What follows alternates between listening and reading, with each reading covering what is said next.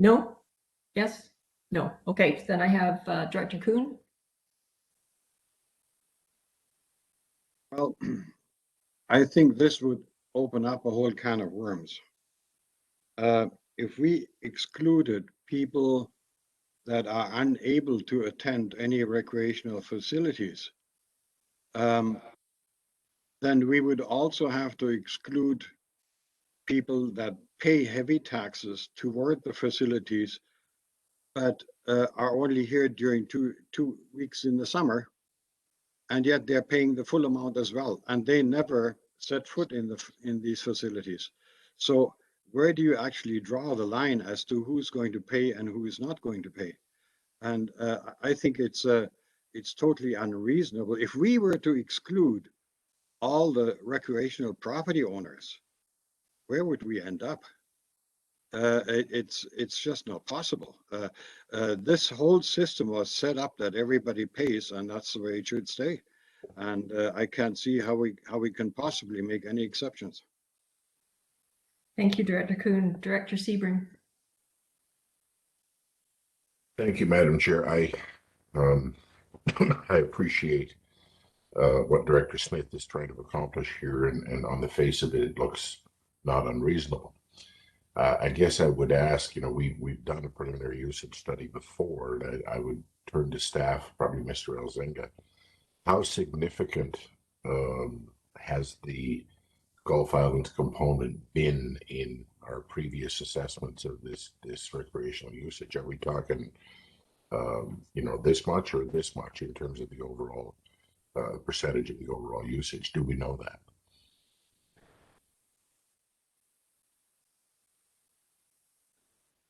So, Madam Chair, through to Director Sebring, we don't know. We have not, we could go back to looking at the raw data and assessing that, but all of the summary data has been as electoral area G and included both Saltaire and the Gulf Islands, so as a whole.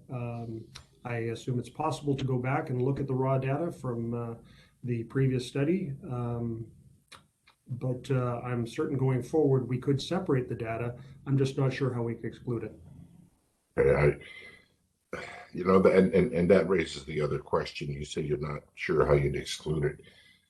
Maybe I'm not understanding something, and this is my supplementary, but if somebody comes here from Burnaby or Vancouver or New Westminster or Calgary to use our pool, they get registered, but they get excluded because they're not within our area. I think what Director Smith is trying to achieve here is to give those folks the same status as somebody who's visiting and takes their kids to the pool and they're from Edmonton. I mean, is it doable that way?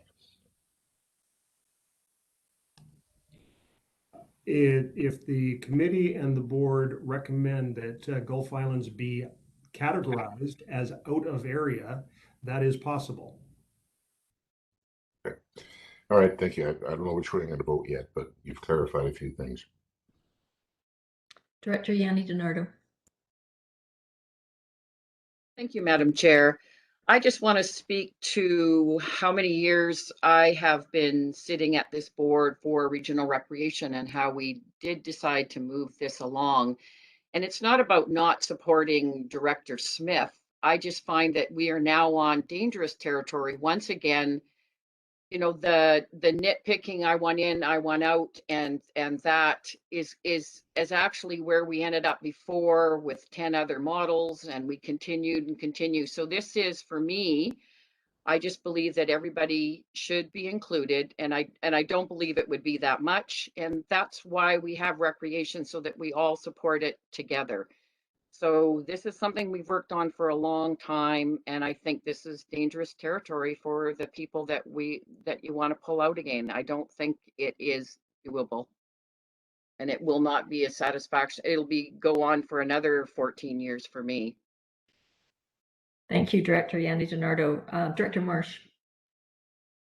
Yes, thank you, Madam Chair. I really want to acknowledge Director Yanni DiNardo, who arguably her area pays the most for recreation and has for many, many years. And, I want to acknowledge her for her understanding of the commons. And, you know, I don't use any of these facilities, but I'm happy to pay because that's the contract we have in a civilized society under the system of government that we have. We support the commons. And so, you know, I mean, I'm not going to come and say, hey, wait a minute, I don't want to pay my garbage bill because maybe once a year I have a garbage can full of garbage. That's just not how it works. The staff time that kind of thing would cost would just be exorbitant. And so although I do understand the thinking, but you know, these are voting members for the director, and I don't see why they should get to be excluded unless they become not part of the CBRD and part of Islands Trust. And therefore they would vote for Islands trustees, not for the director that's putting this motion forward. So I'm sorry, but I can't support it. And I don't remember how the vote came out, but I assume this means that Director Smith previously voted for the motion that passed at the board. Is that correct, Director Smith? I think that was a decision made by the previous board, was it not, Mr. Elzinga? I can't remember now, the timeline. The decision to use the usage-based model, Madam Chair, was done in 2019. Okay. Yeah. So I'm not sure how it's so long ago, but I do know, I think it applies to regional districts. It certainly is in the community charter that unless you're on the prevailing side, you can't bring back and change a motion that's been passed by the board. So I'm not sure how Director Smith voted at that time, but am I mistaken, Ms. Legault? Is it different at regional districts than it is at municipalities? I think you're, through the chair, I believe you're referring to a motion for reconsideration, and this isn't exactly a motion for reconsideration. There Gotcha. are mechanisms to bring decisions back for further consideration, but. Yeah, gotcha. Thank you. Director Acton. Thank you, Madam Chair. So I understand where Director Smith is trying to get from this. These are islands. It's kind of challenging to take a ferry to go to the gym or to go swimming. But if we're not even at the stage, so, you know, this is maybe perhaps not what she asked for, but I think I'm trying to get to a solution to her issue. If we could separate the count that's done for Area G. Oh, you're in Area G? Do you live on the mainland or are you on an island? Like, that is a big difference. And if the people, and then the numbers will show anyway. And if there's only you know, what was it, like 1 or 2%, they're not paying anyway. And then if in Area G, there's 8%, then they're going to pay their portion instead of the island folks. So I don't think that it's an unreasonable avenue if we went that route. So I think that's getting to the crux of the issue without actually trying to exclude them. And perhaps Mr. Elzinga, he actually already said that we could do that if we asked for that, and that doesn't seem very unreasonable to try and drag them along when they have their own. We're not helping them pay for their ferries. Like, they have all these other costs because they live on an island. We're lumping them into something, and let's see if they use it or not. So this isn't derailing regional rec or anything, in my opinion, if we went that route. Thank you. Director Stone. Thanks. So I got a lot of thoughts on it, and I understand the idea behind it, but I think maybe the idea behind it doesn't follow, the logic doesn't follow the recommendation, because the assumption, my assumption would be that Thetis Island residents would likely vote against regional recreation funding. By excluding them from the referendum, you'd only skew results in favor of regional recreation and not give those their opportunity to voice. Also, the data collection piece is critical in understanding what the usage of the facilities actually is. So I would absolutely support a deeper analysis on Area G, just for the board's information on how many island residents actually use the services. And if the supposition of this report follows through, then we would see that zero or very few users of the Gulf Islands actually use the facilities. So excluding them from data collection would only skew results again in favor of an analysis that would then be skewed, right? So I think it's important that we ensure the data collection is valid throughout the entire region. That's what it's called. It's regional recreation. And if we're heading towards a referendum, accurate data analysis for the breadth of the jurisdictions which the region covers is absolutely critical. Doing a little bit of a deeper dive, if it's not too difficult through postal codes or other, would allow us to have a clear usage analysis that would in fact possibly show that Gulf Island residents don't use the facilities. And like I said, just excluding anyone from a service or data collection or a referendum just defies the concept of regional recreation. So unfortunately, I understand the concept, but the data collection would be absolutely critical to prove out the goal of this report, which is to show that the Gulf Island residents don't use the recreation facilities. Based on that usage funding model, I think we could have a further discussion, but this is, in my mind, a regional recreation referendum. It's to be shared by all people within the region, and therefore we need to do full region-wide data capture and analysis and put it to the voters of the entire region. Otherwise, the Saltaire residents of Area G will bear more of the cost and also will skew the results in favor of the referendum if all of those island voters, in fact, would likely vote in opposition to the referendum. Thank you, Director Stone. Director Morrison. Thank you. And you know, this really pains me, this discussion, because you know, it took so much effort to get to a place of frank discussion and analysis of all of this, and it took incredible goodwill to get to a point where we agreed that every property within the boundaries of this regional district would participate. And I don't want to get into the, you know, who's a voter and who's counted, because there's, as Director Kuhn had mentioned, there's an awful lot of people that pay pretty substantial taxes in this area that don't even vote and won't even have an opportunity to participate in the referendum. They vote elsewhere in municipal elections. So they don't even get that chance. And I could put forward the argument that on the basis of the assessment breakdown in my area, that 50% of the revenue that comes out of Area F is from trees. And I don't know if you've noticed, but trees don't use recreation facilities, but we're asking them to be taxed as well. So, you know, I look at this as we're so close to having something to put before the public that hasn't been 14 years in the works. That's just the sentence that Director Yanni DiNardo and I have had to serve on this activity. It's been 35 years, and we're so close. We have something, but we all came at this with, how are we going to make this as fair as possible for the region? And I'd hate to see us start looking at excluding certain areas, certain residents, certain classes out of this. If we're all going to pay in, we should all, you know, all for one, one for all, and put this before the public so they can decide. Thank you. Thank you, Director Morrison. Director Kuhn, do you have something else to add? Yes, I just don't understand why we're even having this discussion and what is so special about the islanders.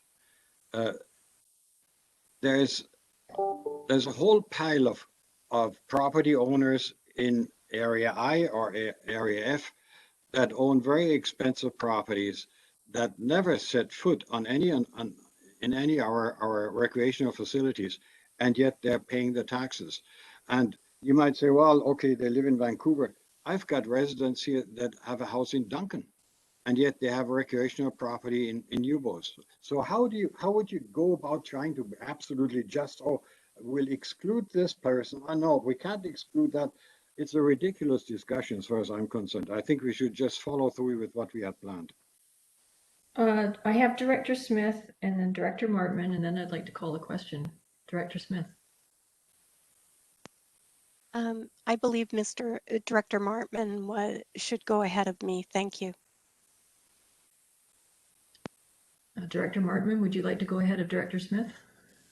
That's fine. I think Director Smith should have the last say if you're going to call question. Well, I don't think we had the motion put forward, have we? So at this point, it is before that happens. I really appreciate where Director Smith is coming from, and you know, I like Mayor Sebring. I too looked at first blush. I thought, you know, it doesn't seem unreasonable. It's a ferry, and it's an added barrier to getting to facilities. But as I think through this further, I also think about barriers and how other barriers exist for other people. And I can think of some people, an elderly neighbor of mine that doesn't drive anymore, no transit, no ability to move things unless she asks somebody to do it or get a taxi. And so a taxi into Ladysmith is going to cost her $14. So should she be, you know, on the same picture of an island resident? And then I start thinking also about, you know, where we choose to live and why we choose to live there. And maybe the barrier of the ferry is used one way, but the other way, if you live on a Gulf island, that ferry is there for a reason because you like your Gulf island. And so then we choose places to live because that meets our quality or a standard of a lifestyle we want to live. And so I look at all of these things and I think about the property owner, the person that's going to pay the tax. And I come to the conclusion that, you know, we have to pay for things communally. I think Director Marsh mentioned that. And these are one of the things that we're deciding is a communal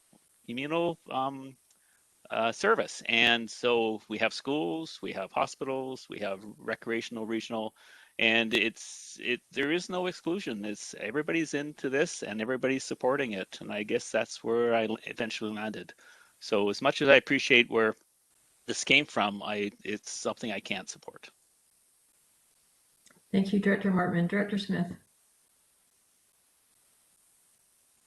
Thank you. I appreciate all the comments by the other directors. I may not agree with all your comments, but I have listened, and I think that the best solution at this time, the division in taxation between Gulf Islands and Saltaire is 2/3 Saltaire, 1/3 Gulf Islands.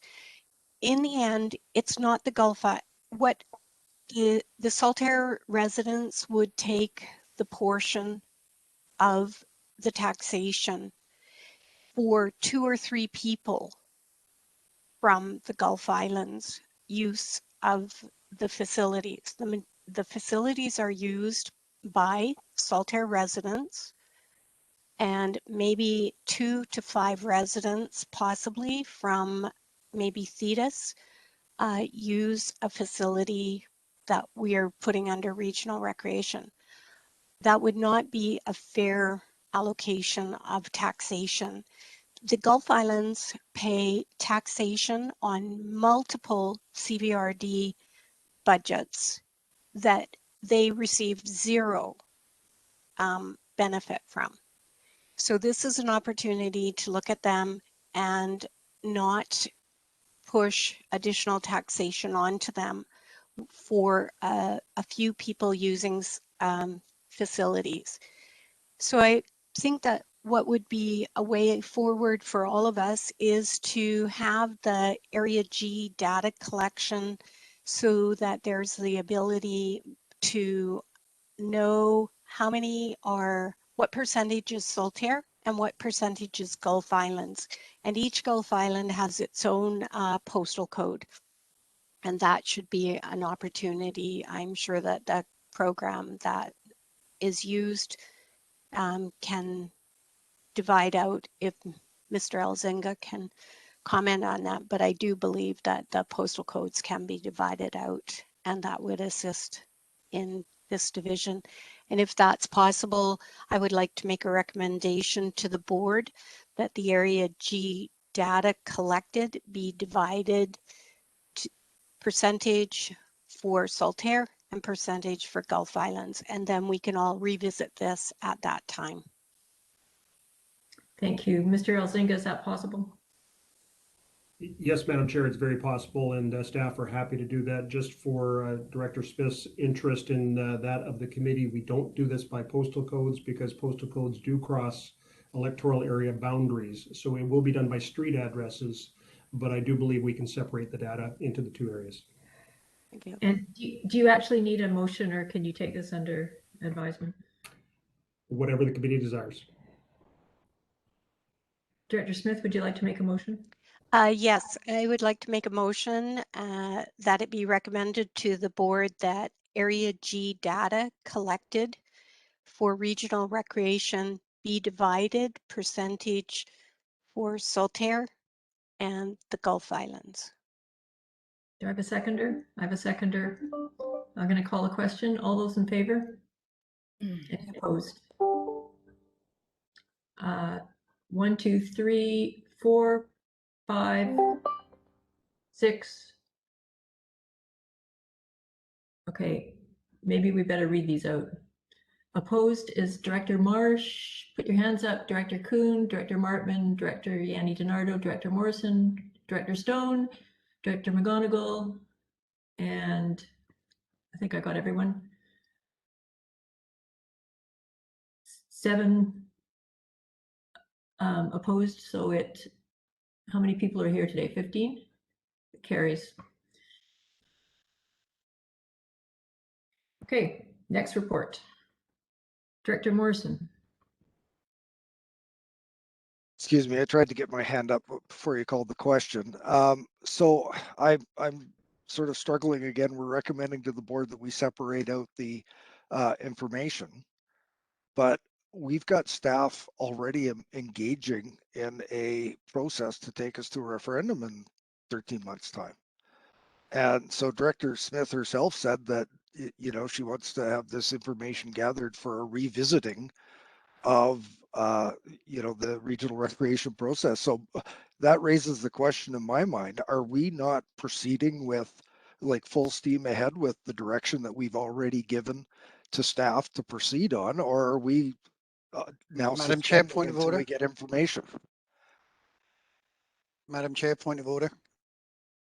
What's your point of order, Director Wilson? I thought the vote had already been taken. Are we still discussing the vote that's just been taken?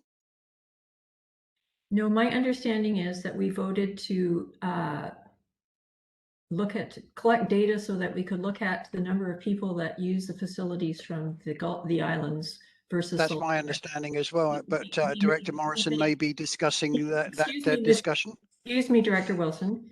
My understanding is that was all we've decided, and that there's no motion about revisiting the regional recreation process. This is just about an extra line on the data collection. Okay, thank you. Any more questions or comments? All right, R2. Thank you, Madam Chair. Before we go to R2, I do just want to note for the committee's information that we're having problems with audio on the live stream. So we are recording the WebEx locally, and we'll upload the video and audio tomorrow. R2 is a report from the Facilities and Transit Division regarding the proposed 3-year transit expansion plan for 2022-23, 2024-25, including a 2021-22 amendment. And the recommendation, would you like me to read the recommendation now or wait? Please. That it be recommended to the board, 1, that the 3-year transit expansion plan for 2022-23 to 2024-25, including the 2021-22 amendment outlined in BC Transit's letter of September 2nd, 2021 be approved, and 2, that transit service expansion hours and estimated costs for the 2021-2022 as amended and 2022-23 through 2024-2025 be incorporated into the 2022 budget and 5-year financial plan for transit budget functions 106 and 107. Thank you. I bet Mr. Wakeham would like to speak to this. Thanks, Madam Chair, and good afternoon, Director. Sure, I just want to quickly also welcome Myrna Moore of BC Transit. She's on the WebEx, and Rochelle Rondeau, the CBRD Transit Assistant. I may need to call on them for some assistance on the question. So I'll just give a little bit of background on this on R2. So this is the annual report that staff bring to the committee for your consideration. It's recommendations for our upcoming 3-year cycle. And the key point to note is that only the expansion items that are approved for the first year of the 3-year cycle, which is 22-23, those become CVRD obligations if approved. And if the province also approves the funding for their share, then we get invoiced. So the first year, staff are recommending 3 expansion items, 2 that are conventional service and 1 that's custom. The 2 for the conventional service, I'll just quickly go through this, is that there's 2,650 hours at the annual CVRD cost of approximately $197,000. And this is for the long-awaited and discussed CVRD, RDN interregional services that's scheduled to commence March of 2022. And the project team, we're still fine-tuning our specific stops and trip times, but the province has already given their approval for their share of the funding. The second conventional item is 1,500 hours with an annual CVRD cost of approximately $133,000. And this is for Route 5 edition of the return loop return, which would provide a bi-directional routing and adding Saturday service. This area does not have both right now. And as the report mentions, this route started back in 2011, and it really was an area coverage, sort of an introductory service, if you will, with a much lower level of service that was originally planned. The service level is below the service standards for neighborhood services that were approved by the board in 2015, with only a one-way service loop and no weekend service. So, this route does not have super high ridership, but it is comparable with other neighborhood routes, which would be Yubo, Honeyman Bay, Chemainus, and the Ladysmith Express. But to me, it can be argued that the low ridership is because it's not a convenient route. I use the term, it's actually broken. It's a one-way wheel. And it's really not good for many. And if we provide better and more service, then we believe we'll attract more users and the ridership will go up. This item has been identified as a priority for many years, but we just haven't had the opportunity to do an expansion. The last significant expansion was the Ladysmith service. That's the 2 conventional items. I'll just quickly talk about the custom service expansion. That's the 1,400 hours at an annual CVRD cost of about $45,000. And this is to introduce Sunday service. This service has already been approved 2 years ago and it's been delayed twice due to COVID. But we feel the service is now warranted. As many of the service providers, the mental health programs, they've opened up again, ridership has rebounded. And since the closure, we should also remind ourselves, since the closure of our partnership with Couch and Seniors Community Foundation in mid-2020, that service has also impacted the senior transportation options. And so one other just little note to review as well is that the second and third year expansion items that are noted in the table in the BC Transit letter, they are only what I would deem placeholders. And some are to allow for improvements that will come out of our Transit Future Action Plan, whatever the recommendations of those are, which we should find out in the end of this year, early 2022. So these placeholders allow BC Transit to collect all the provincial regions' requests, because we're all going through what our expansion desires are. And they, of course, update the province to give them some idea of what the financial requirement would be. So that's a bit of a quick overview of there's 3 service expansions that are included in the report. Thank you, Mr. Wakeham. Any questions for Mr. Wakeham? Director McGonigal? I can't hear you.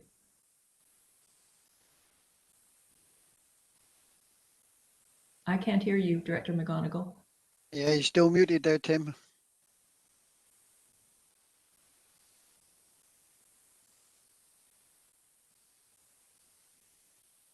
Do we have someone else while Director McGonigal figures out his sound? Is anyone else? Director Stone? I would just suggest, Tim, look for a mute button on that fancy headset. There might be a separate mute button. I'm obviously a big supporter for transit, and we had a call earlier today with Minister Ma about the interregional transit service, and hoping that the province will continue to grow support for interregional services. The CVRD and RDN both are been sort of pioneers in trying to connect interregional opportunities. And as we see with the commuter service, it introduces equitable opportunities for those who may not be able to get them. It makes meaningful climate impact, and it improves transportation access for all folks. So I'm happy to support it. I would move it, but I'll let the discussion go underway. But I put my hand up as soon as the report was introduced to move the recommendations, and I'll support the recommendations when they're on the. Well, Director McGonigal actually really wanted to move it. So are you moving it, Director McGonigal? Okay, and Director Stone seconding it. Any further discussion? I would just add that Route 5 goes through Eagle Heights, which is part of Area E, and I canvassed the neighborhood, and people are really excited to get Saturday service, and they are hoping at some point in the future that they could get to town in time to get to work. So I'll call a question. All in favor? Any opposed? Great. Moving on to R3. Thank you, Madam Chair. R3 is a report from Facilities and Transit Division on proposed fares for RDN Cowichan Valley Interregional Transit Service. And the proposed recommendation is that it be recommended to the board that the transit fares for the Regional District of Nanaimo Cowichan Valley Interregional Transit Service described in the staff report to the September 8th, 2021 Community Services Committee be approved. Mr. Wakeham, do you want to add anything to this report?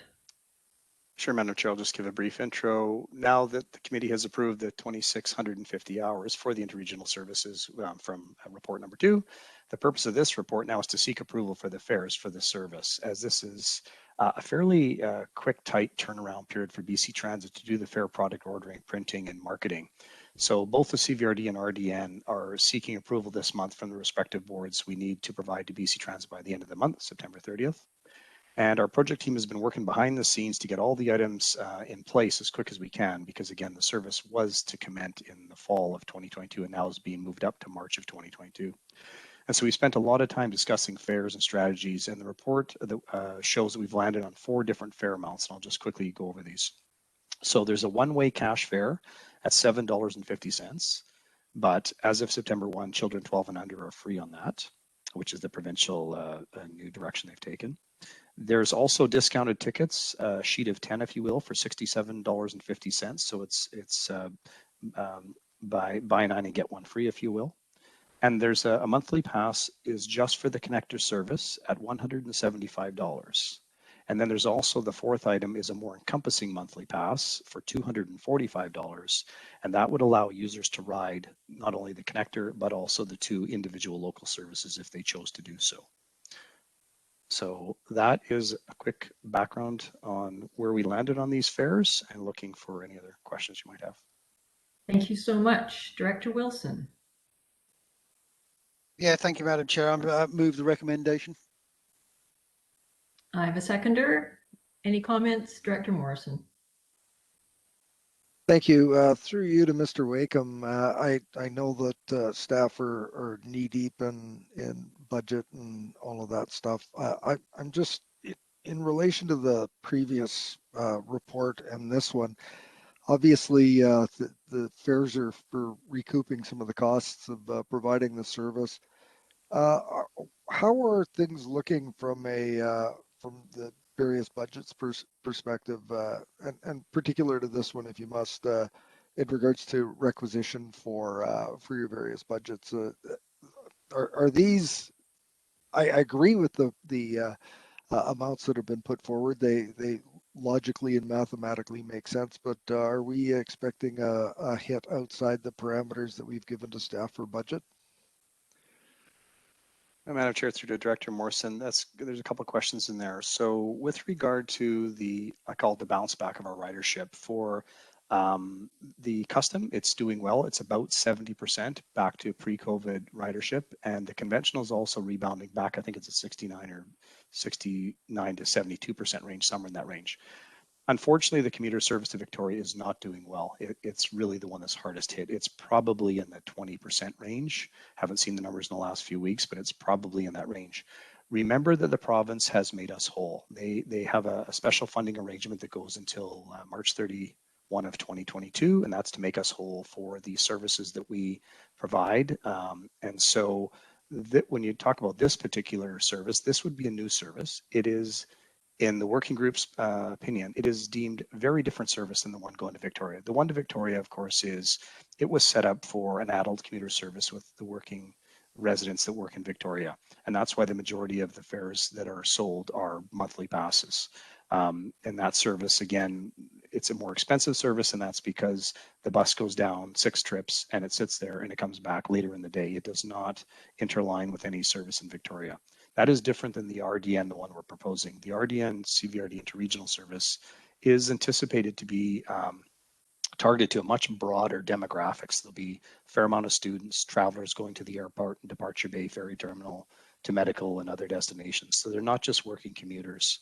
And I think a positive of this is that the buses that are being put forth on this from the RDN system, they are interlined with their system. They're going to operate throughout the day. And this is good for us because it provides synergies and operational cost savings. So we would expect most of the riders at this point are going to be cash fares or discount ticket users until we sort of see some trends, and there may be a push for more monthly passes later on. But we're still thinking there's high demand. We have no reason to think otherwise for this. But I hope I've answered your question. Yes, custom and conventional has bounced back. The commuter to Victoria has not. Very comprehensive. Director Marsh.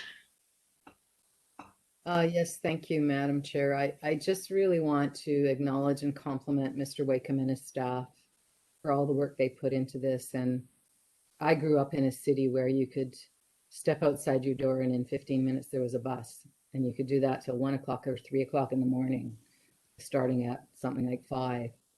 And we're a ways away from that, but this is a step towards people not having to spend $100 a month on insurance, maintaining a car, purchasing a car. And it also has a lot, as Chair Stone mentioned earlier about the previous motion, of potential for reducing greenhouse gas emissions. So I'm doing a little happy dance inside, Mr. Wakeham. Great work. And I just would like to say, I suspect the reason that Victoria is a challenge is because there were a number of confirmed cases of COVID that were people that rode the bus. And so if you're an adult and you have a car in a time of pandemic, you might be a little bit cautious, but as that plays out, I suspect that will rally as well. So I happily support this, and great work to you and your staff, and to BC Transit. A big shout out of thanks. And if I may just quickly add to that, you also have to thank the RDN staff. This has been a working group team that we've been working on for years. So, everything we're doing here, they're echoing it to their transit committee in a couple of weeks as well. So it's been a bit of a tag team here going through this initiative. Thank you. It was my sleepless night that had me forget that. Please express our thanks, or mine, to the RDN staff, and the cooperation between both of you staffs bodes well for the future. It's great. Thank you. Thank you. Director Stone. Just a quick question. Is there no anticipated senior or student discounts for the service?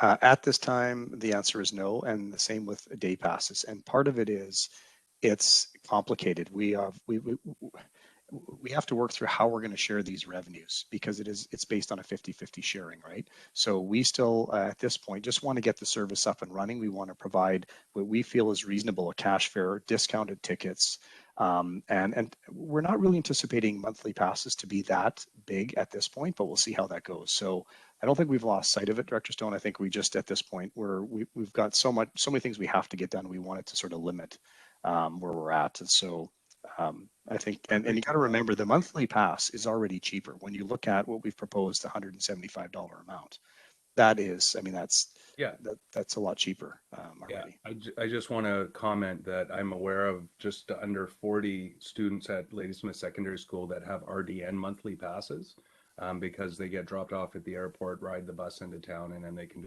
learn Nanaimo stuff.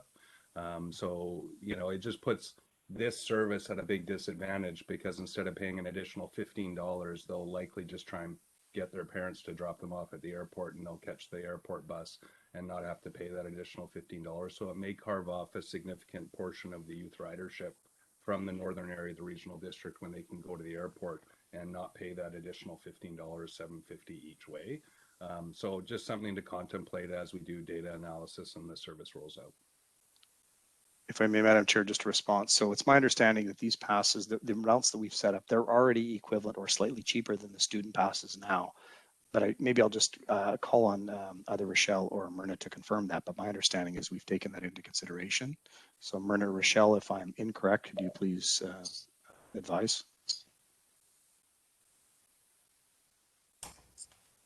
Hello, Yeah, thank you.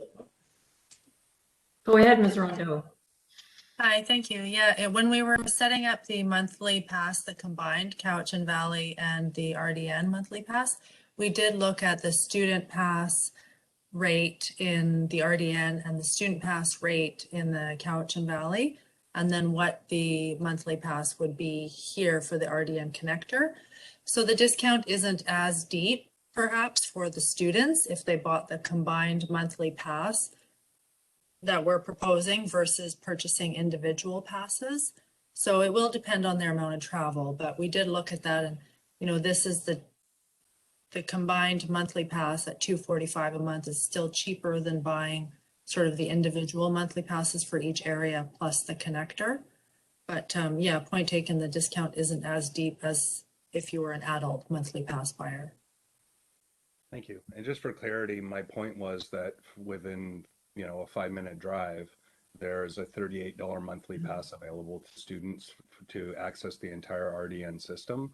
So it's just hard for students to justify an extra $15 each trip when they can ride for the cost of less than 3 round trips by just getting dropped off at the airport. So it's just saying that we may lose ridership from the Ladysmith area in North Oyster when they can be dropped off just a little bit further down the road and ride it for $38 a month. That's less than the cost of 3 round trips in the cash fares. But in any case, those are all things we can work out in time. Director Salmon. It was partly answered, but yeah, that question about student fares I'd also thought of when looking at these. So glad to hear when we have a chance to look at that, I think would be a good idea. Thank you. Okay. So anyone else? I'd like to call the question in. All in favor? Anyone opposed? No one's opposed. That carries. So now we're moving on to emergency management. Mr. Wakeham. I'm just saying bye-bye. Sorry. Thank you. Bye. Thank you. Ms. Legault. Thank you, Madam Chair. Item R4 is report from Emergency Management Division regarding the full regionalization of the emergency program service. The recommendation is that it be recommended to the board on September 8th, 2021, that the CVRD establish a single regional emergency management organization to deliver a comprehensive emergency management program for the whole of the CVRD. And 2, that the EMO facilitate implementation of the 2020 gap analysis assessment report's recommendations as outlined in the September 1st, 2021 staff report to the September 8th, 2021 Community Services Committee meeting. And I believe staff have a presentation to go with this report. Thank you. Mr. Elzinga. Thank you, Madam Chair. I'll start, and it's my pleasure to welcome April Diver. As the committee knows, we've been working on this initiative as well for quite some time. The emergency program was discussed in a workshop some months ago by the committee, and we have brought the presentation to all 4 municipal councils who have endorsed the recommendations. So what that means is the committee has seen the presentation once and some members of council have seen it twice. We're leaning toward presenting it again for your information, but if that's not the committee's wish, we're happy to accede to that. So with no negative about that, we'd present the presentation. Any objections? Director Marsh, do you object? Well, I don't see a need for myself, but if others need it, I'm not going to make a big stink about it or anything. All right, I would actually appreciate seeing it because I can't remember very well back to whenever it was we did see it in April, I think it was. Yep. Thank you very much, Madam Chair. And so I will turn the presentation over to April Diver. Thank you.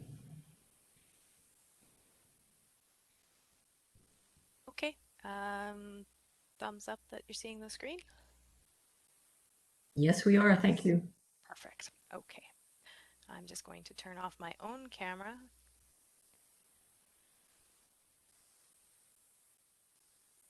All right, so to align with the staff report, there's basically two things captured in it.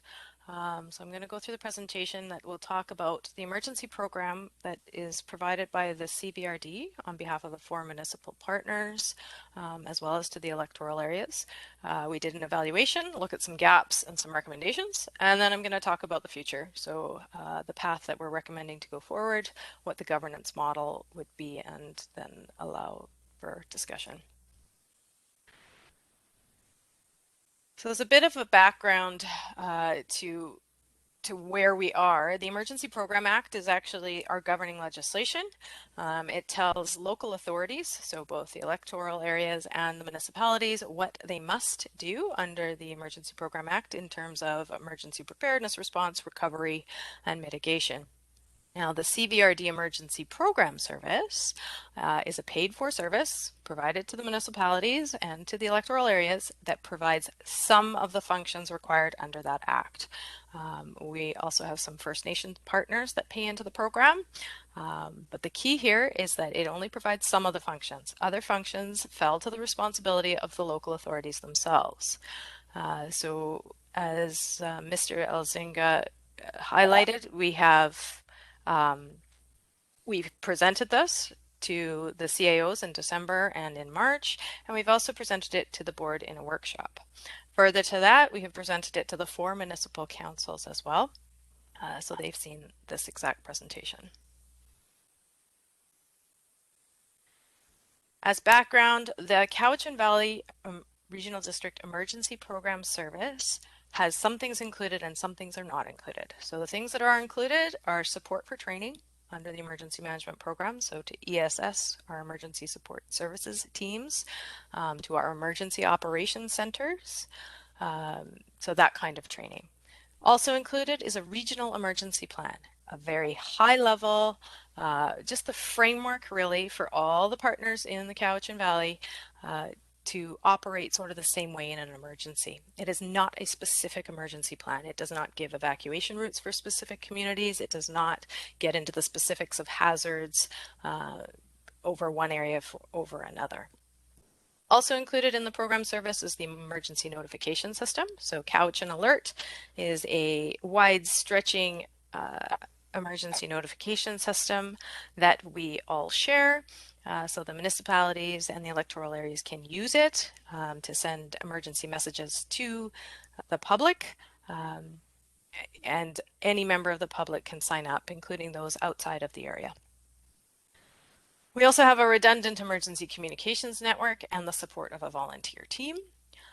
Further to that, the CVRD does offer preparedness awareness sessions for the public, and that's on an as requested basis. So if a community asks for a preparedness session in their area, we go out and deliver it. We also have a regional emergency operations center. So that particular team activates when multiple jurisdictions are impacted. So it's that regional emergency operations center. The team is trained, and you may have noticed that we activated for, in the past month, 2 wildfires as well as the drought. We also provide the Emergency Support Services Program. That's a 72-hour support to victims of disaster to provide them the basic essentials: clothing, incidentals, lodging, food. So that is provided for the entire Cowichan Valley on behalf of the CVRD. Not included. So that's the key to all of this, and is why we're here. So things that are not included: the CVRD Emergency Program Service does not establish a single emergency management organization for everyone. They do not have a strategic plan for all the groups to follow in terms of their response, recovery, mitigation, preparedness. The Emergency Program Service does not provide the committees for the local authorities. So local authorities are responsible to stand up their own committees for their own emergency management programs. Same with the policy group. So the group that signs off on a state of local emergency, that has to be stood up by the local authority themselves. Each local authority should have its own EOC, Emergency Operations Center, that's stocked, trained, and ready to go. They should also have their own community-specific hazard assessments. So that means, for example, evacuation routes and plans that are specific to the hazards in their area. Community-specific mitigation is also a local authority responsibility, and any additional training beyond that of the emergency program service. So when we did the evaluation, we used the provincial tool that's out there, self-assessment tool. It's really the only tool available that gives us a defensible benchmark for everybody. And it helps us identify the current state of our emergency program. Now, when we use the tool, we did it on behalf of all the municipalities generally. We did it on behalf of the electoral areas, and we also did it looking at the emergency program service that's provided by the CPRD. There are some limitations, of course, to that tool. Not all the categories are evenly weighted, but we went in knowing that. The progress for the municipalities, that was generalized. So some communities are more advanced than others in certain areas and then less advanced in others. So it really, by taking a general perspective to it, it balanced out in the end. The evaluation was completed based on available information. So if something wasn't shared, then obviously that wouldn't be reflected.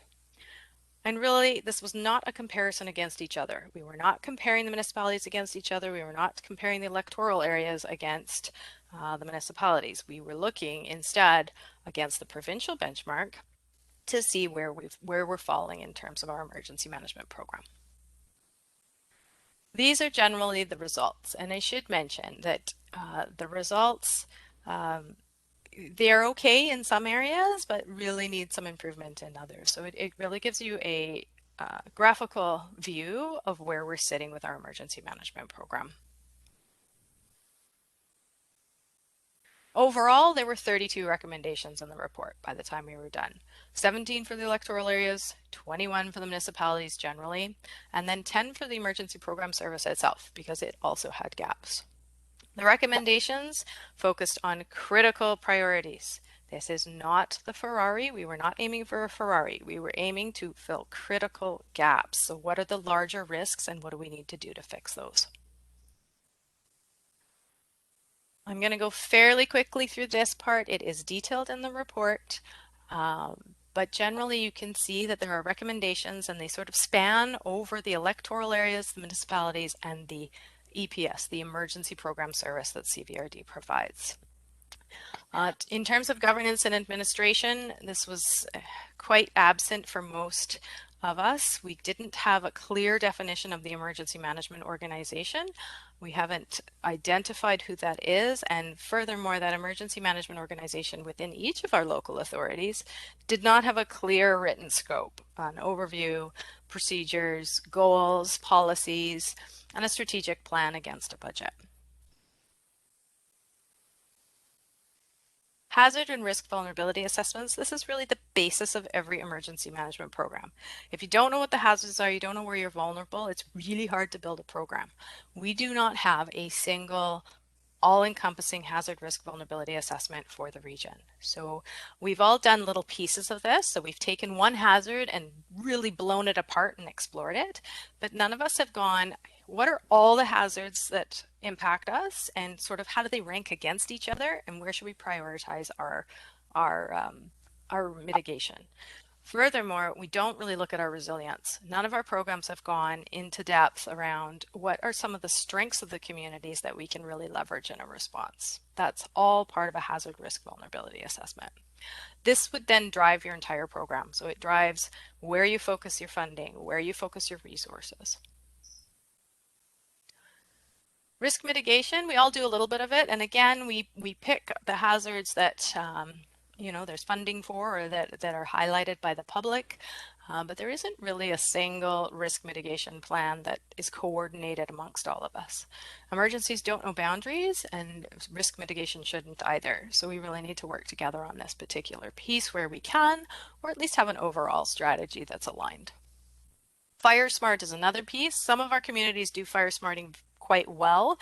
Others are a little more in their infancy. An overall strategy of Firesmart would make sure that we're hitting all of the benchmarks and that we're working together on the individual pieces. On the preparedness side, the CVRD Emergency Program Service does provide preparedness education, but again, it's as requested. Instead, we should be focusing our preparedness where we're vulnerable, and we would get that information from a hazard risk vulnerability assessment. So once we had that piece, we could focus awareness in the areas where it matters most.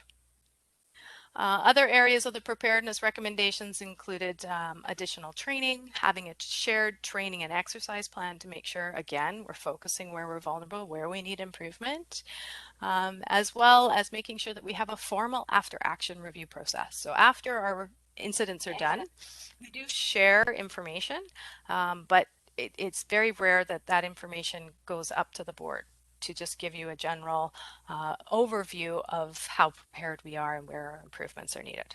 That is something that needs to happen because we need that accountability.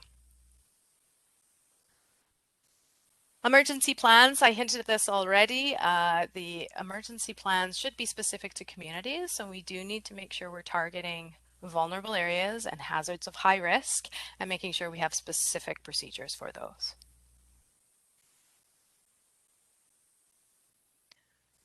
Under communications, we've done a lot of work in this area already without even changing our governance structure, but we've done it through grants. And so we've made improvements to the communications in terms of improving our disaster radio program. Those are little disaster radios. Well, they're not little, but they're like a box that sits in key locations such as RCMP stations, ambulance stations, fire halls, EOCs, emergency operations centers, to make sure that if everything else goes down, the cell tower, all the lines, we can still communicate with key responders. So we've been improving that program through grants. So there needs to be more work in that area in terms of training. We do want to make sure that we are all pointing to the same emergency notification system. That makes it less confusing for the public. That also makes sure that when we put out a message, we're reaching the most people possible.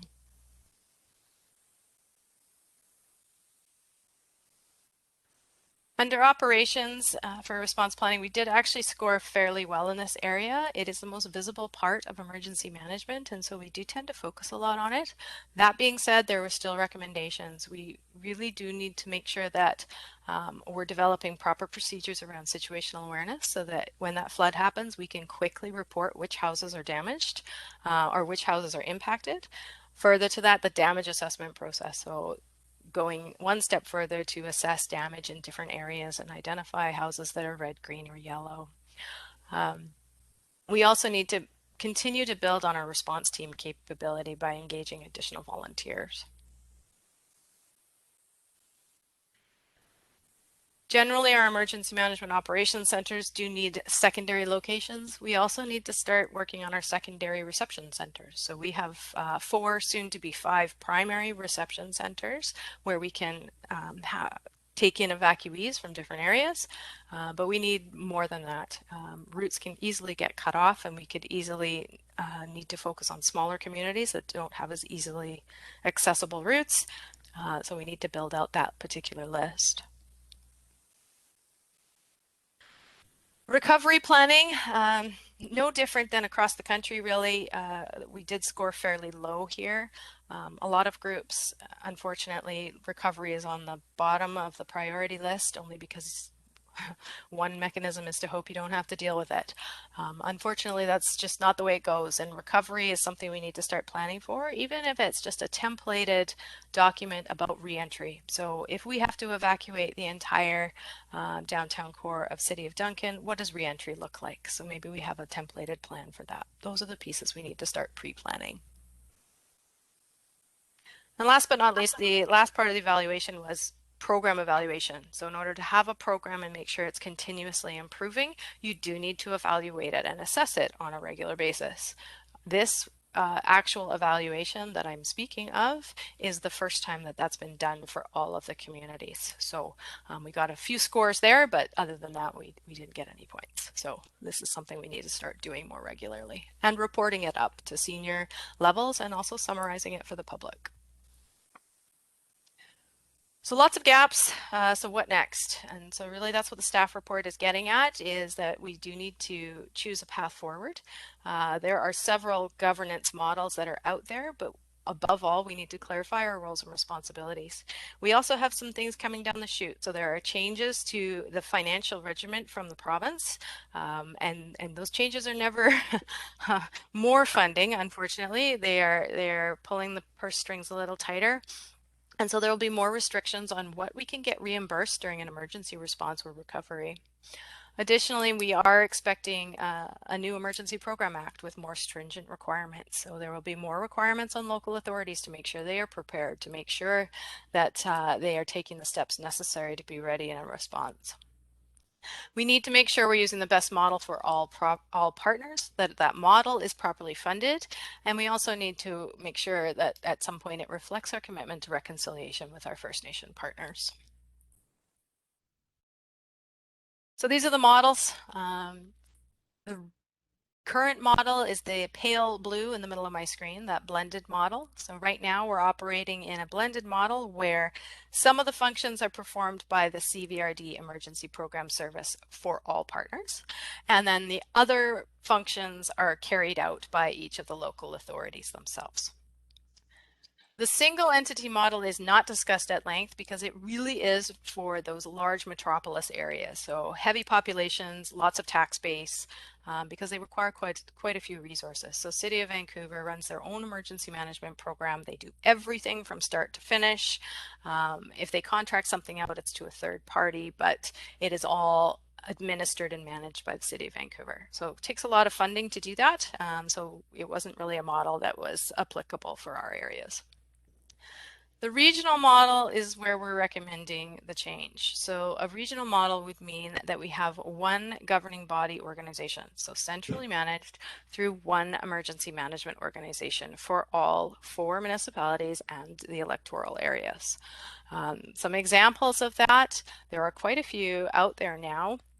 Central Okanagan Emergency Operations, you can see the partners along the bottom there. So that is their emergency management organization. It's all run through Cord Emergency with their partners there.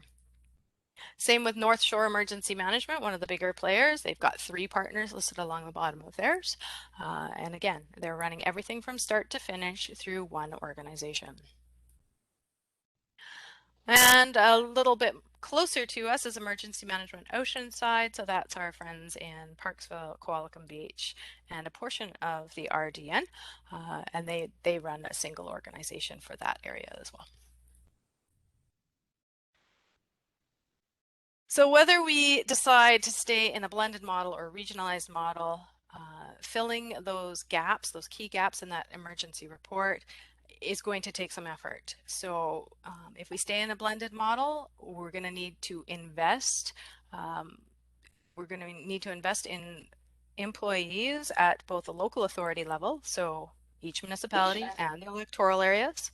And we're also going to need to invest in the emergency program service that fills the rest of the gap, because it also needs support to address some of those gaps. If we go to a fully regionalized model, then we do need an investment, but it is a smaller investment comparatively. So when we're talking about the blended model versus the regionalized model, you can see sort of the difference. Each of the local authorities would need to invest in a full-time employee or close to, as well as through the requisition, invest in an additional employee for the Cowichan Valley Regional District Emergency Program Service. Whereas if we go with option 3, the regionalized model, it's one investment through the requisition into 2 additional staff. The advantages and disadvantages are up there. Really, if we stay with status quo, we're going to be non-compliant. We already are non-compliant with legislation, and we're not talking about optional stuff. We are talking about life and safety risk here. So not addressing the recommendations is really not recommended. Doing the blended model with the recommendations, we can certainly do that. It's a familiar model, but it has caused a lot of confusion. And particularly in the public, they don't necessarily understand that there's 2 parties providing emergency management to them. In the regionalized model, it's going to take some time to establish that governance. in terms of we want to make sure that we set the bar right, we build the foundation strong, but we've got an efficiency of resources. It'll be a collaborative approach, and we'll be planning, preparing, mitigating the way we respond. So it makes a lot of sense to go to the regionalized model. Costs, always important. So again, the blended model costs are up there. So the cost per 100,000 household would go up for the 205 requisition. So that's the emergency program service requisition. So there would be a smaller jump there, but you must remember that each local authority, including the electoral areas, would have to invest aside from that into a part of a full-time employee to make sure that they can fill their side of the bargain. Under the regionalized model, we wouldn't have to worry about the local authorities' requirements to add positions because there wouldn't be any. Instead, you're looking at a higher increase in the requisition to fill the gap. But overall, it's a more cost-effective model. Now that's the requisition. Other financial impacts. So in order to build this program properly, we need to do some development. We can do that out of operating reserve. So these would be the one-time costs that would be pulled out of operating reserves to help fill some of those gaps. So that would be developing that hazard risk vulnerability assessment for everyone, kickstarting the Firesmart program strategies across the board, emergency planning, so developing some of those key plans at the community level to bring us all up to the same bar. And then any, obviously, resources that we need to support the staff. What is not included and is not covered in the staff report, is not part of the requisition, and we're not talking about today, is the dedicated Regional Emergency Operations Center. At some point down the road, when we have straightened our governance and established a strong emergency management organization, we do need to look at whether we've got the right facility, right space in order to continue running regional emergency operations centers to the scale that we need to. So that would be a future request to come before committee and board.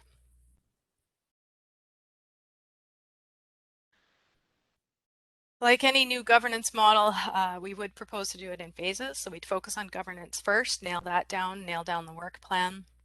Obviously, we would leverage any available grants that we can to make it as cheap as possible, so we're not pulling too much from operating reserve. And then phase 2, we could expect that the Emergency Program Act would come into play, so we would need to make sure that we're still meeting our requirements. And then we could revisit other things like that dedicated Regional Emergency Operations Center. Those are the recommendations. The formal recommendations are in the staff report. So I'll pull down my screen. Try anyway. There we go. Thank you. Over to you, Chair. Thank you so much, Ms. Diver. I'm a really big fan of program evaluations. I think this has been done so well, and it's worrying, actually, the results. And so I am interested in the conversation now about the recommendations. So Director Wilson, would you like to start off? Yeah, thank you, Madam Chair. This is a good proposal, and it's something which is long overdue. It makes sense to bring everything into a centralized area with centralized expertise. And I fully endorse this one. One of the things that I'd like to ask, and far be it from me to step over into operational stuff, I don't do that, do I? But I see that there is 2 full-time employees, which I understand, that's fine as well. What I'd like to know is, obviously, these 2 full-time employees will need specialized skills. So how do we go about recruiting these people? Will we be looking at specialities? Will we be looking at qualifications? What kind of background are we looking for these 2 full-time employees? Because these are specialists. You just don't go out and pick somebody out from the street and say, get on with it. So basically, without stepping on anybody's toes, what's going to happen here? Mr. Elzinga. Thank you, Madam Chair, through to Director Wilson, and I will look to Ms. Diver for some assistance in this. But through the audit and through the report, Ms. Divers identified a number of tasks that are at the administration level, at the coordinator level, at the managerial level. So she's identified a number of hours that relates to 2 full-time equivalents. So Director Wilson's quite correct. There is some specialist requirements here. We do anticipate emergency management professionals that would be hired to address these gaps. Ms. Diver, anything to add? I think that nailed it. Yeah. Thank you. Director Smith. Or do you want to follow up, Director Wilson? No, it's just basically to appreciate what they just said. Understood. Yeah, there's going to be some specialized stuff here. And they've recognized that. Thank you very much for that. And Ms. Diver is a specialist too, you know. Director Smith. Thank you very much. I appreciated the presentation. It was definitely good to be reminded what we had seen earlier. Considering your summer that you've had so far, your expertise has definitely been appreciated, and kudos to all the staff that worked through this summer season. It seems like we just go from one event to another as we start to look towards the rain events, the wind events, and power outages, and your expertise will come into play. I was just wondering if we are moving towards a regional model, the current staff that are in the municipalities, those positions will no longer be required, and those expertise would be available maybe for our moving forward. Will there be changes for the municipalities in that regard and their staffing? Thank you. Mr. Elzinga or Ms. Diver? Through Madam Chair, yes. I guess on the plus side, the municipalities don't have anyone specific identified for emergency management, which was one of the gaps. So if this recommendation passes and we're able to build a regional emergency management organization, we'll be filling that gap. Director Morrison. Thank you, Madam Chair, and through to staff. So I'm in the financial consideration section of the staff report, and I'm having a little sticker shock because we're heading into budget, and my rudimentary math tells me we're at $532,000 price tag for this, with the increase in requisition and the removal from reserves. So I get a $1.29 per 100,000 increase. You know, how is that looking in relation to your general budget for 205? And I know that I think we're indicating a sub 3% increase to budgets. This doesn't look like we're keeping to that 3%. So are we going to? Do you know how much of a increase that is as a percentage of that budget? It looks pretty substantial. Mr. Elzinga? I don't know the percentage off the top of my head through to Director Morrison. I will agree that it is substantial and well above the 3% direction. So just as a follow-up, remind our colleagues around the table that this is a pretty big one, and I don't know that we'll have many opportunities to invest significantly in other priorities that we may have. And I guess the second part to my question is, in the phasing in of this, is it anticipated to be, so this will be the increase of 129 per 100,000 is going to be rolled into the 2022 budget, and the 209 will be expended, I guess, as soon as this is approved by this board. Is that correct? Mr. Elzinga? Thank you, Madam Chair. Through to Director Morrison, we were looking to expedite this report to today's meeting because we are anticipating building the budget from this discussion. And so staff are required by September the 24th to submit budgets to finance. So I don't have all of the details at my fingertips. This is the direction that we would take to build that budget. Director Martman. Thank you, Chair, and through the staff, thank you for the slideshow and reviewing it with us. I think one of the things I'm struggling to understand, so I'm hoping you can help, is around the finances. So following up on Director Morrison's questions, trying to understand how the $1.29 per 100,000 increase in terms of the regional model compares to what you were explaining if you stayed with the blended model, because it didn't look like it was much of an increase staying with that. And yet when I read the report, I see sort of the efficiency economy of scales, and yet it doesn't seem to play out in the way that it got framed, I guess, or did I miss something? Ms. Diver or Mr. Elzinga? I'll take the first shot at that, and Ms. Diver, please add to this. But I understood from Ms. Diver's presentation that the blended model did not include additional requirements for the municipalities. So all of the municipality costs that we cannot identify, that would be on them and their budgeting process, as well as additional requirements for the electoral areas that are not identified in the report. Ms. Diver is basically just talking about the emergency program service. Just to follow up, I thought it said plus recommendations in the blended model. And my understanding, Director Martman, was those recommendations would be on each municipality to implement at their own cost.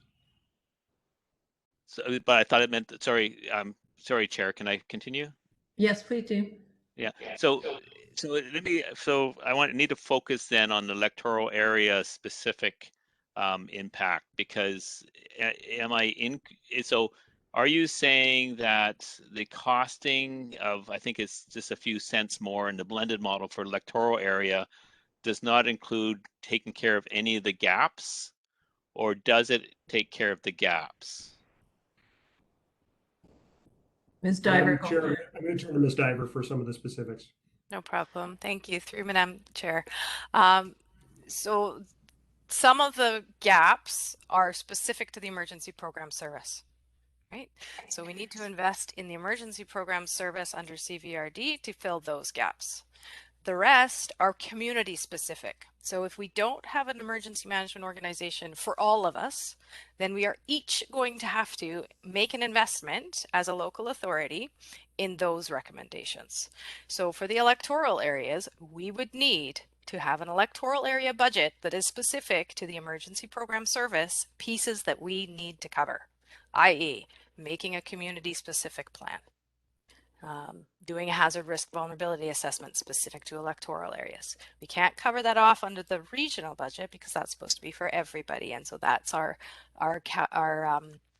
emergency program service budget.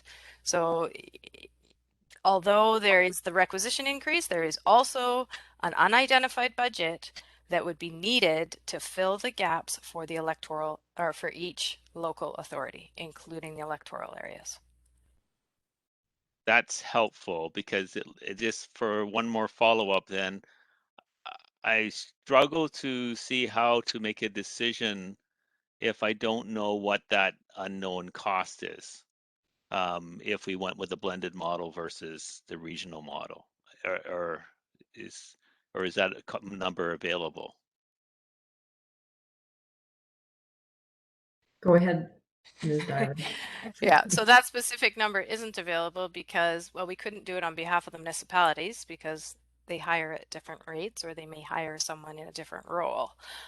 For the electoral areas, it's going to be the addition of yet another full-time person, plus all the stuff, plus actually implementing the recommendations. So we don't have that specific number, no, but you can imagine that it would be substantial. That's the problem, is it's imagine. Sorry, I struggle with imagine. Yeah, fair enough. Yeah, okay, thank you. Director Sebring, you're up. Thank you, Madam Chair. We had this presentation at our council a few weeks ago, and you know, the bottom line for us became you can pay us now or you can pay us a little more later.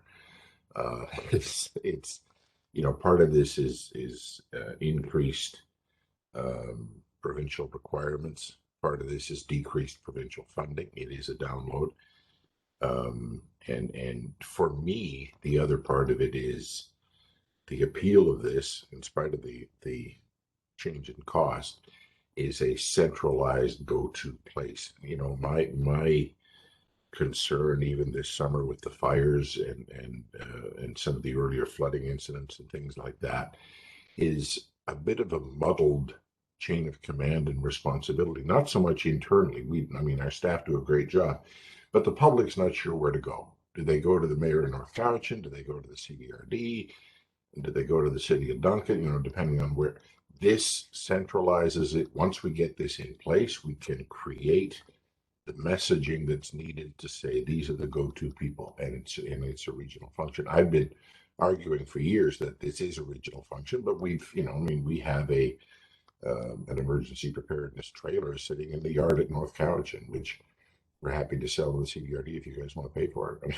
But you know, a centralized system, I think, is just far superior. And for us, and I don't know about the electoral areas, and Director Bartman, I appreciate what you're saying about, you know, imagining is difficult, but you know, the preliminary numbers that we saw municipally, I said you can pay us now or you can pay us later. It's not a whole lot of difference. There's a bit of a drop in our municipal budget, but it's an increase in what our residents pay toward the CBRD to get this done. But you know, with all the weather events and stuff that we've been seeing, this service is going to be needed, and I think it needs to be robust, and it needs to be central, and it needs to be well run. And I appreciate the notion that CBRD is the body to do that. Thank you. Thank you, Director Sebring. Anyone else? Director Marsh, Director Wilson, and then Director Staples. Thank you, Chair Nicholson. Sort of just agreeing with what Director Sebring just said, and just pointing out, which is obvious to all of us, just like air and ecosystems, fires don't stop at any particular boundary. And we were really lucky this summer that there was only one home evacuated, and that there was no loss of life. And I believe that if we don't do this, we may not be that lucky in the future. So yeah, I support it 100%. I think that it's another step that I find very progressive for us to be feeling and thinking like a region. And as I've said before, when people say, where do you live? I say, I live in the Cowichan Valley. And I've done that for years, long before I was ever elected. And I think many, many, many of our citizens feel that same way too, particularly in the middle and the south. Maybe I'm, you know, speaking out of turn for the northern people who are kind of right next to Nanaimo. But anyway, that's all I have to say. And I appreciate the initiative that CBRD staff took, and I very much appreciate the expertise of Ms. Diver. Thank you. Thank you, Director Marsh. Director Wilson. Yeah, I'll. Ms. Staples hasn't spoken yet, so I'm quite prepared to let her go first, and then I'll go after her, if that's okay with you, Madam Chair. If that's okay with Director Staples. I'm fine either way. I just wanted to add my support in for the regional model. After being a part of a number of different conversations over the last few years, and we've had multiple emergencies, having those calls when we're all on those calls together, and there's representation from all the different municipalities, First Nations, the CVRD, you just, being a part of that, you really understand fully the importance of having that kind of one working unit and that one voice, everyone being updated with the same information, that we can share the same information out, everyone having that point of contact to go to, and being a part of the sort of one of the first processes when it was a bit, you've done a lot of work since then, I guess, is the best thing to say, at bringing more of those regional partners to the table. And it was really hard in some of those first floods, the messaging and people knowing where to go and what to do. But once it was sort of the synergy came together with everyone at the table, it just changed everything. I think for, all the different expertise from all the different, whether it's municipal governments or First Nations governments, the different supports that came out, whether it's helping with sandbags or, all of those things just being streamlined together. It felt like one unit working together to address, multiple layers of what was happening. And so I really felt that solidified for me 100% support of a regional emergency response process, and just how vital that is for everyone. And I just want to thank you for all the work that you've had to do over the last couple of years as a unit, because we have had emergency after emergency after emergency, and you have a small team. And, I just thank you for everything that you have done to keep us safe through all of that, informed through all of that, and I can imagine the, sleepless nights and that you must have had through the past couple of years. There has been a lot of them. And so I think that it's just how the public comes to look at, the messaging we've all been given the last fires was look to the CVRD, look to the CVRD. I think that's a message that we've all been sort of accepting and pushing out, because we recognize the true value in doing that. Thank you, Director Staples. Director Wilson. Yeah, thank you, Madam Chair. Director Morrison mentioned the budgets there, and it is a valid point. Having said that, to me, it's a fairly simple equation. We have a certain amount of cake, and we slice that cake according to priorities. Now, this is a high priority, so I would give this one, let's get it right up there kind of thing. But there are other subjects, and you know where I'm going with this one.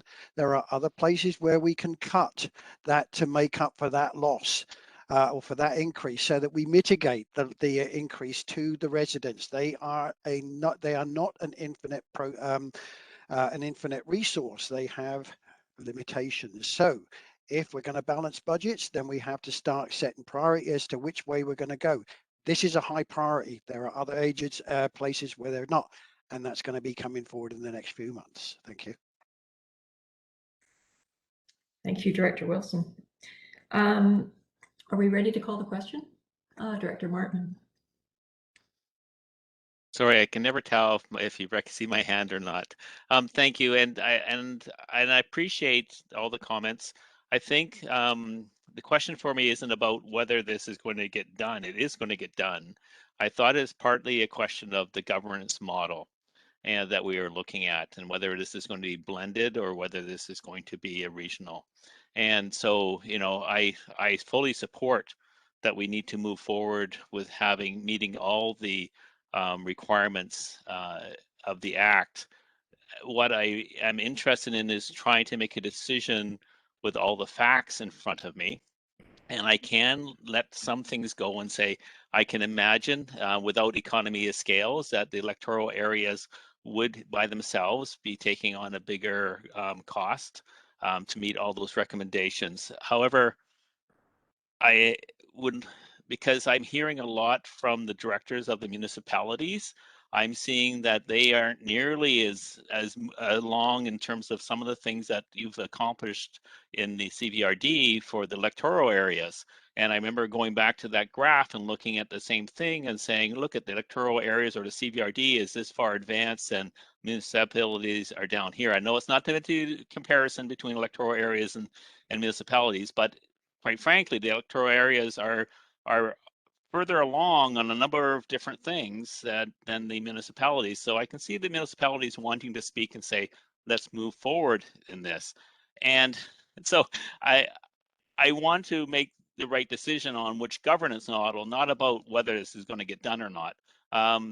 So the question that would come forward from me to staff is about drilling down to some of the things that you would like to accomplish in the short or midterm, and what would be some of the key things that I would take back to my my constituents and say, this is why you're getting the dollar plus requisition more next year. And I know specifically in Area H, wildfires are a big concern. And so what's the message? What are you looking at that might be specific to that would be helpful for me to sort of say to the taxpayer that this is why, or the property taxpayer, this is why the requisition is going up. Ms. Diver. Well, I mean, it's a summary of all the different recommendations. Specific to the electoral areas, it's about building a proper Firesmart program. So particularly for Area H, that's going to be a really important focus. It's a matter of doing that hazard risk vulnerability assessment and understanding where we need to focus the resources to build a program that works for the public. The public have a big role to play, but we want to set them up. So building emergency preparedness programs that communities can participate in, that communities can use the tools to make themselves prepared is another big piece we need to do. Evacuation route planning. We need to make sure there's evacuation routes for Area H and where people can go when that emergency hits and what are the best routes to get there. So those are just a few of the examples of things that we would be building. Can I just jump in with a quick question, Ms. Diver? How quickly will we be able to get these vulnerability assessments done and some of the preparedness programming in place? Things do take a little bit of time, but those two things, so the hazard risk vulnerability assessment and then building emergency preparedness programs, are at the top of the list. So they're part of phase 1. So we'd be standing those up. Ideally starting in 2022, we'd start building. Hazard risk vulnerability assessments do take a number of months to do and some consultation with the different communities to make sure we get everything.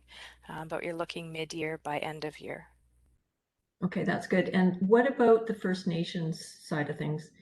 I think that's a key thing that we haven't done anything about so far. Yeah, it's a critical component. Currently, we have 4 First Nation partners who pay into the emergency program CVRD service. We wouldn't be discontinuing that in any way. We want to continue to work with our First Nation partners to figure out where we can best support, where we can best be partners and support their programs. So that'll be an ongoing discussion as to how they fit and where we go. Okay, Director Stone. Yeah, I'll cut my comments short, just the comments about municipality preparedness. I will just say that both of the Area H wildfires that I've been party to since I was elected chair, it was municipal staff, resources, and facilities that provided much of the response resources to those events.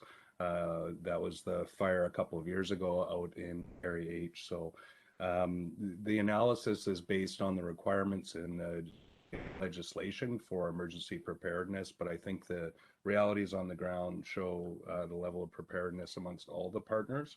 I think what we're talking about is the lack of necessity in a blended model for duplication. You're going to have 4 municipalities with redundant resources on tap.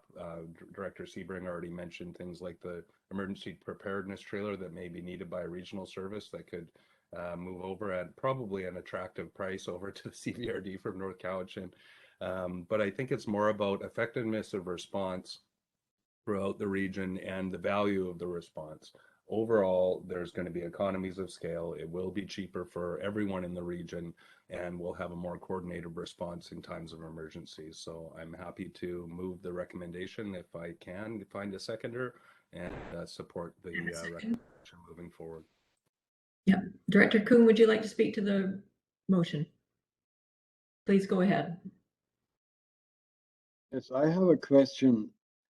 There's going to be input, I imagine, by the electoral area directors. how are we going to deal with that? What I can foresee is that some of the directors might be, let's say, more aggressive in trying to get their area covered rather than another area. And how do you keep track of that?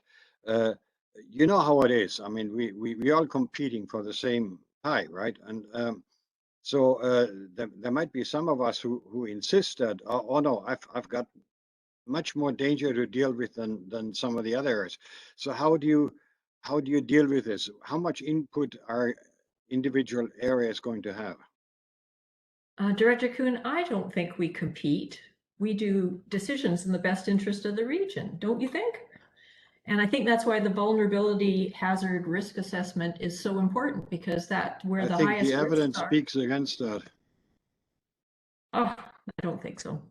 Anyway, Mr. Elzinga or Ms. Diver, would you care to respond to that? I'll start, Madam Chair, and I think you had a good answer to that in that, as Ms. Diver said, the hazard risk vulnerability assessment would certainly identify priorities for moving forward in both the short and medium term. Thank you. Anyone else like to speak to the recommendation? Director Smith.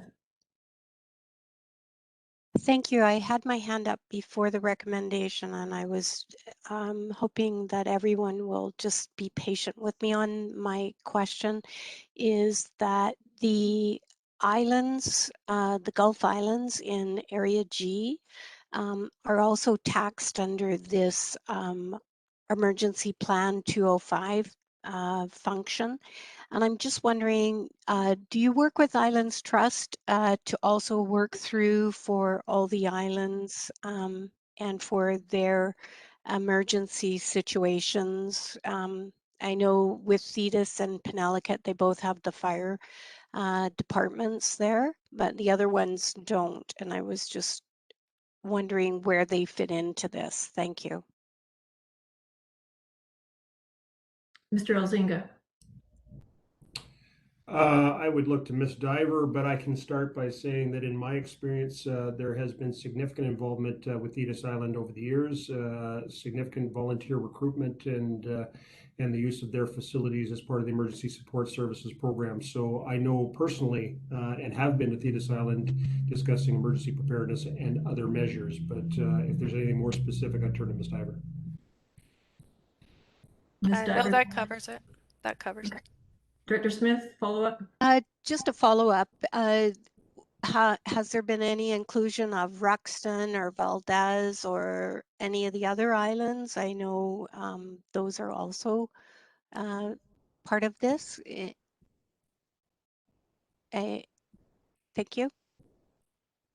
Through Madam Chair, there has not been, and that is one of our community gaps. Thank you.